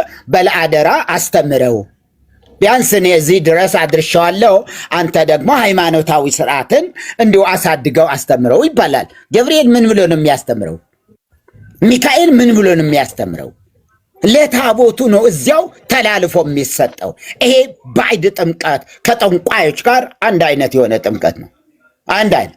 ሌላው ደግሞ እንዲያውም በጣም ብዙ የምናወራው ነገር አለ። ሌላ እንትን ይበልና ያ የክርስትና እንትን እንኳ የክርስትና አባት የክርስትና እናት የሚባለው በጋብቻም ሆነ በምንም መንገድ እንዳይገናኙ ትከለክላለች። መጽሐፍ ቅዱሳዊ ነው ወይ? አይደለም። ከተጋቡስ በጥምቀተ ክርስትና የተዛመዷቸውን የሚያገቡ ሰዎች በጋብቻ ስርዓት ወይም ከዚህ በሌላ በዝሙት ቢኖሩ አፍንጫቸውን ፎንነው ይለዩቸዋል። አንቀጽ 48 ቁጥር 1723 ላይ በጥምቀተ ክርስትና የተዛመዷቸውን የሚያገቡ ከሆነ አፍንጫው ይቆረጥለታል። ቀኖና ነው። ማን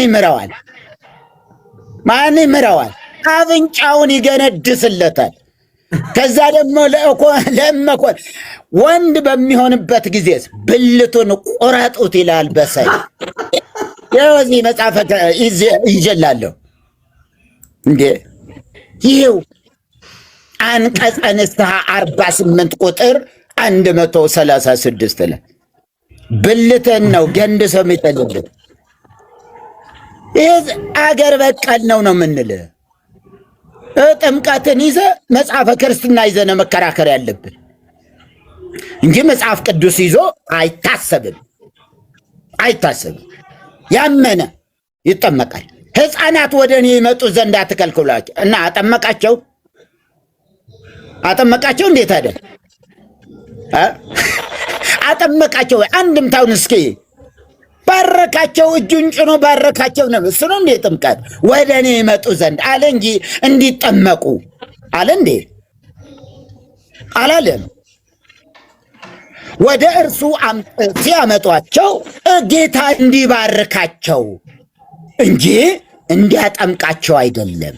ወደ እኔ ይመጡ ዘንድ አትከልክሏቸው ያለ። ቆላና ደጋ አታምጦብን እዚህ። ስለዚህ ትውልዳችን የፍጡራን ባሪያ ሆነ የቀረው በቤተ ክርስቲያኒቱ ርጉም ትምህርት ነው። በቤተ ክርስቲያኒቱ ኢ መጽሐፍ ቅዱሳዊ ትምህርት ነው። ምክንያቱ መጽሐፍ ቅዱስ የት ታውቋለች? የትኛው ቄስ ነው? ይሁዳ መልእክትን አውጣ በለው እስኪ ቄሱን። ከዘፍጥረት ነው የሚጀምረው። አንድ ምዕራፍ ነው ያለ። ምናልባት ጠዋት ቢጀምር ማታ ነው የሚያገኘው። ነደዳውን አንዳንድ ወረቀት እያለ እየሄደ አገኘው። ፍሊሞና ቢባል ምንድን ነው ፍሊሞና? ለቄሱ ሰኔ ጎልጎታ የለመደ ሰው፣ የሰኞ ውዳሴ ማርያም የማክሰኞ ለለመደ ሰው ፍሊሞና ብትለው ምንድን ነው ደግሞ ፍሊሞና ነው የሚል?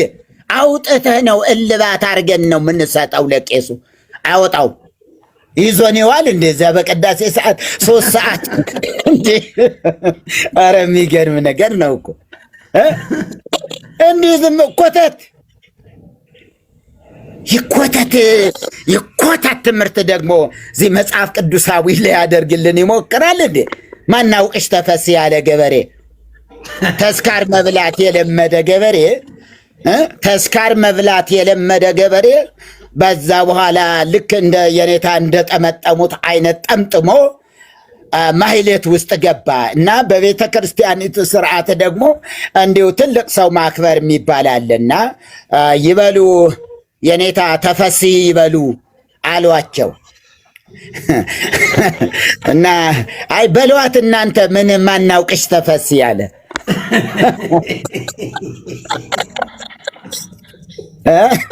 ማናውቅሽ ተፈሲ እናንተ በሏት አለ። ይሄ ነው በቃ። ይሄ እንዲህ አይነት ህይወት ነው ያለው እና ኦርቶዶክስ ውስጥ የተጠመቀ ሰው የለም። እስከ ዛሬ የተጠመቀ ሰው የለም። ኢጥሞቃን ናቸው። አየህ፣ ጳጳሱም ኢጥሞቅ ነው፣ አልተጠመቀም ገና። በኢየሱስ ስም መጠመቅ አለበት አምኖ። አሁንስ አላመንም። እንደ ጳጳስ ሆኖ እንዴት አላመንም? 4 አይና ለምን አይሆንም?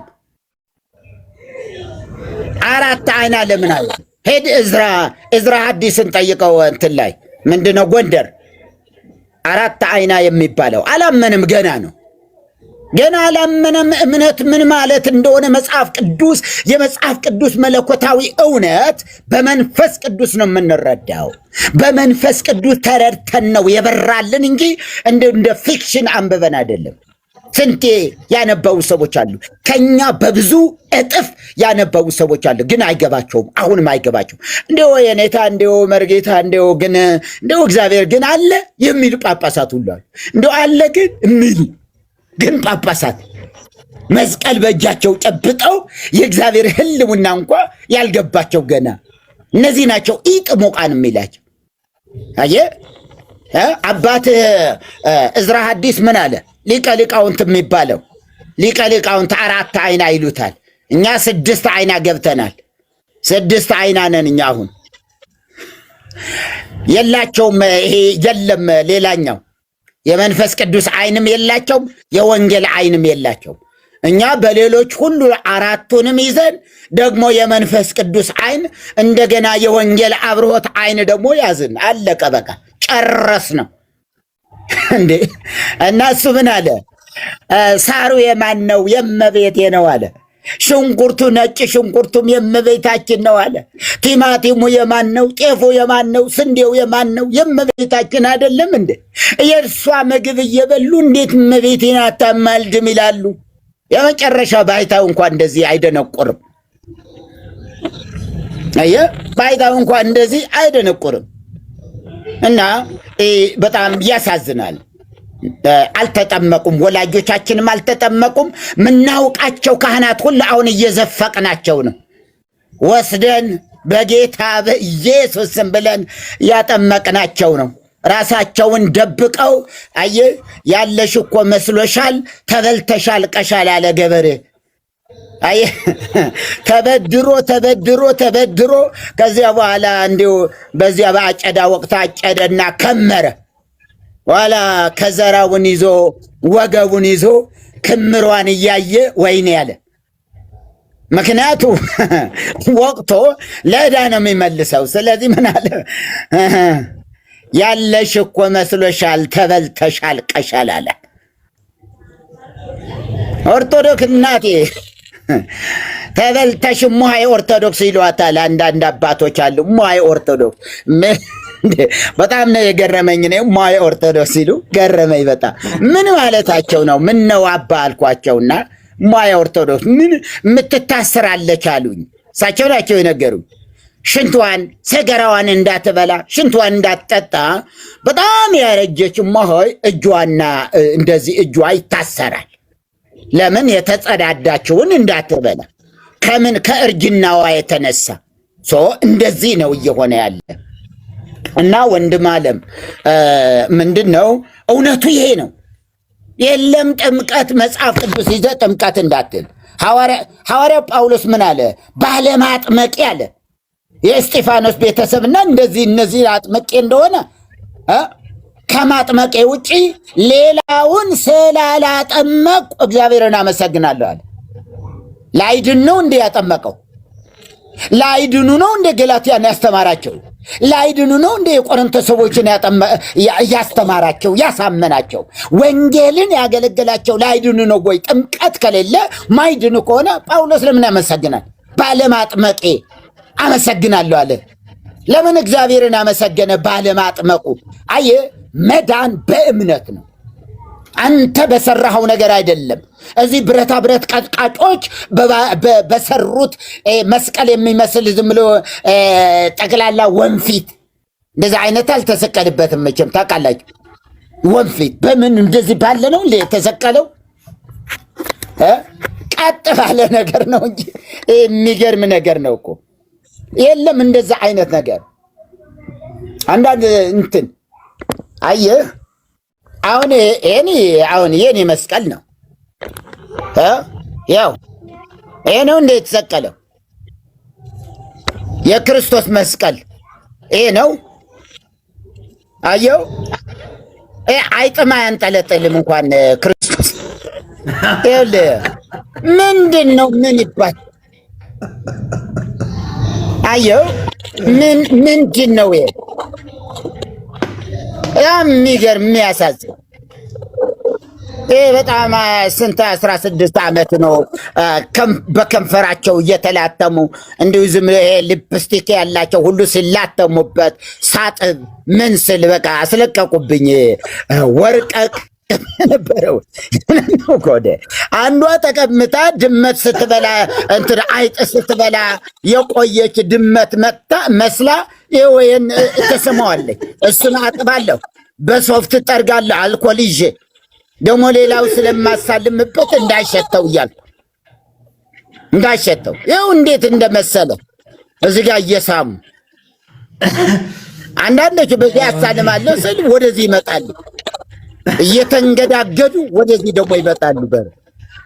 ኧረ እባካችሁ እኔ ይኸው በቃ አየህ እንዴት እንደመሰለ አዩ መሪ ይኸውልህ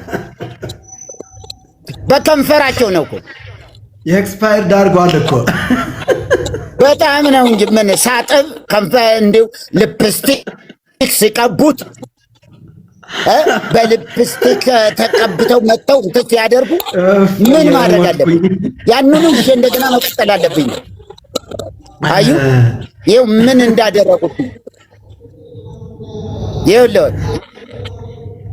እያጠብኩ ይኸውልህ ይሄ ብቻ አይደለም።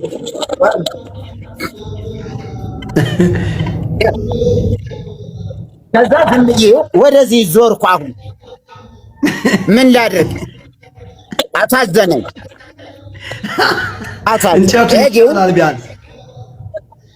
ይሻላል ባርንሽ እቀባዋለሁ። አዎ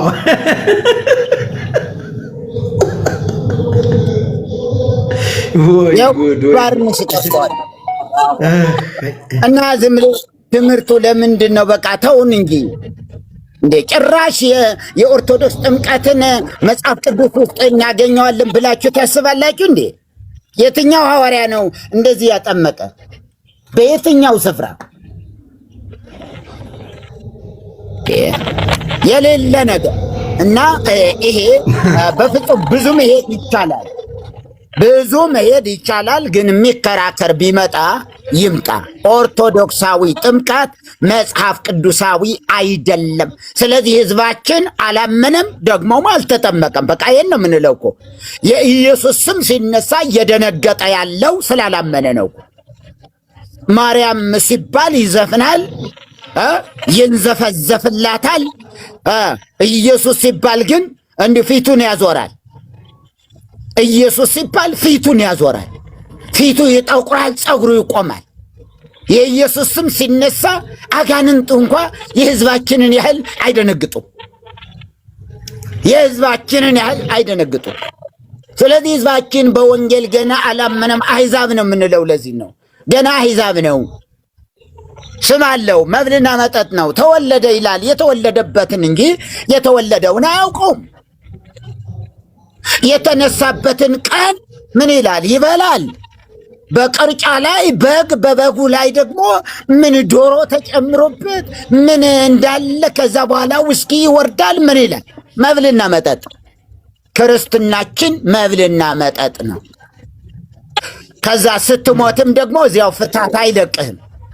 ክርስትና ላይም ያስከፍልሃል፣ ስትሞትም ያስከፍልሃል።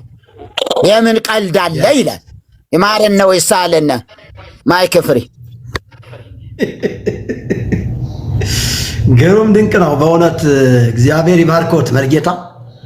በጣም በጣም ለጠቢብሰ አሐቲ ቃል ትበቅዖ እንደሚሉ ለጥበበኛ አንዲት ቃል ትበቀዋለች እንደሚል በጣም ወሳኝ ወሳኝ የሆኑ ነገሮችን በማንሳት የማያዳግም መልስ በመስጠት ከቃሉ አንጻር ብዙ ነገር ነው ያስተማሩን መርጌታ።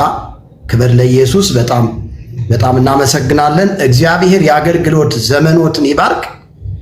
ለበረከት ሁኑ ለማለት እወዳለሁ። ተባረኩ። በጣም በጣም በጣም ተደንቄያለሁኝ። እግዚአብሔር ዘመናችሁን ይባርክልን። ተባረኩ ተባረኩ። ሁላችሁም ጸጋ ይብዛላችሁ። ድንቅ ጊዜ እያሳለፍን ነው ያለነው።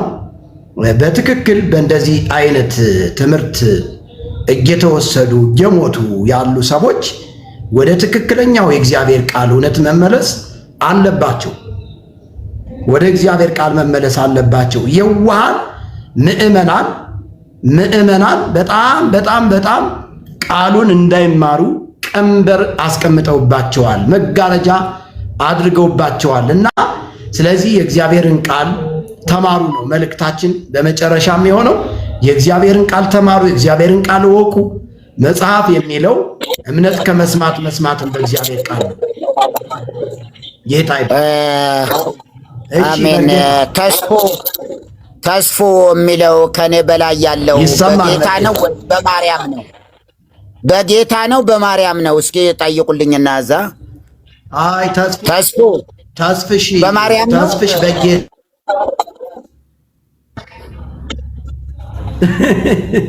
በጌታ ነው፣ በጌታ ነው። ተስፍሽ በጌታ ነው። የተወደደ ወንድም ነው። እንዲያውም ዲያቆን ነበረ። አሁን ወደ ጌታ የመጣ በጣም ለወንጌል ብዙ ተጋድሎ እያደረገ ያለ ወንድም ነው። ተስፍሽ እንኳን ደህና መጣ ወንድማችን ተስፍሽ ብሎኝ ነው። እሺ ይቅርታ እንግዲህ።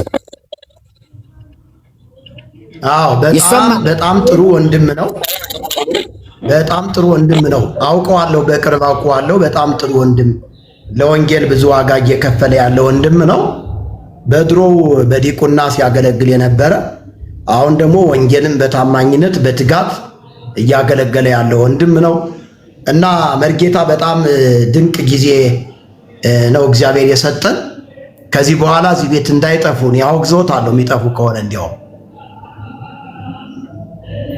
ለውኛ አንዳንድ ብቻ ስግደት አይስጡኝ እንጂ ልክ እንደ አባቶቻችን እንዳስለመዱን 300 ስግደት ይሰጣሉ አባቶች። እንደ 300 ስግደት አባቴ ኧረ ወገቤ አሞኛል እንዲሁ 300 ስግደት እንዴት አድርጌ አልችልም ሲሉ 3000 ብር አንድ ስግደት በ1 ብር።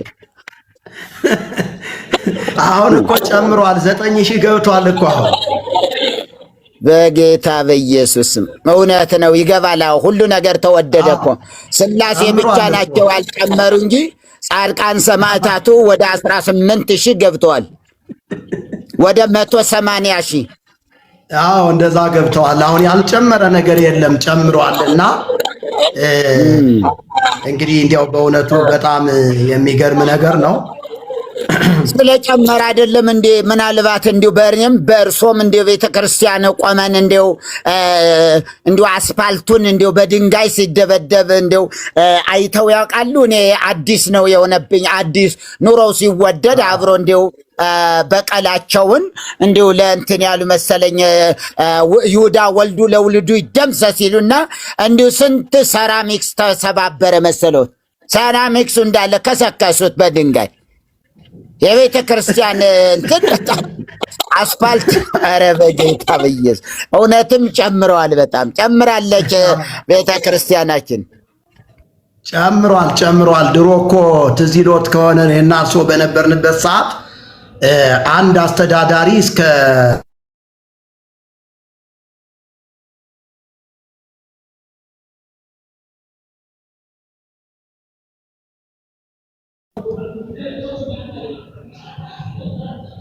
በባለፈው በራሳቸው መረጃ እንዳሰሙን አሁን እኮ 8 ሚሊዮን 9 ሚሊዮን ገባ። አንድ ጳጳስ ለመሾም 8 ሚሊዮን 9 ሚሊዮን ገባ እና ያልጨመረ ነገር የለም፣ ጨምሯል ብዙ ነገር።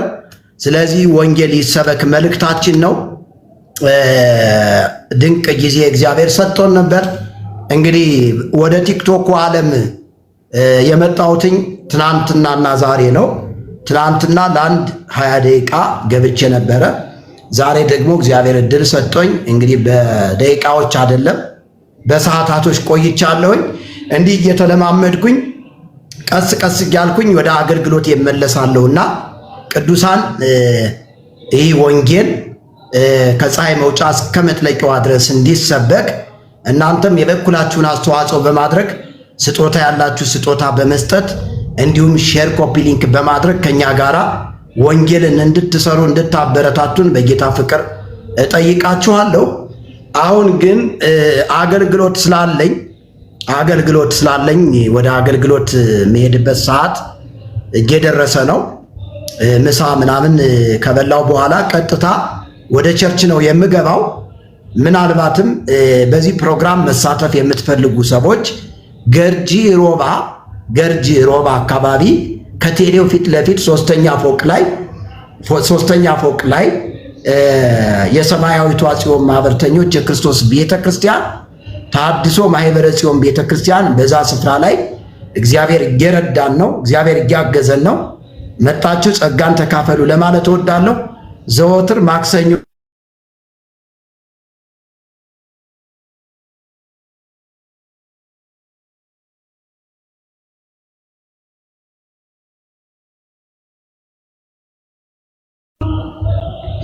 ሰዎች እየደወሉልኝ ነው የሚገኙት። ጌታ ይባረክ።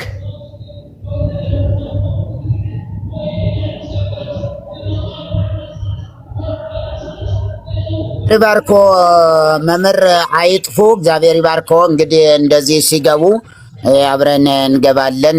አገለግላለሁ እኔም አብሬዎት እና እግዚአብሔር ይመስገን። ክብር ሁሉ ለኢየሱስ ይሁን። ጌታ በነገር ሁሉ ይባርኮ። ተባረኩልኝ። አሜን። አባቴ በጣም አመሰግናለሁ። እኔም እግዚአብሔር ይባርኮት። እርሶም ደህና እንግዲህ ጀምረዋል። ጥሩ አይቻለሁኝ። ሶሻል ሚዲያው ላይ ጥሩ እየሰሩ ነው። እየተጋገዝን የእግዚአብሔርን ስራ አብረን እንሰራለን። እርሶም ቤት እመጣለሁ። ሁላችሁም መርጌታን አበረታቷቸው። በቅርቡ ነው የተገለጡት።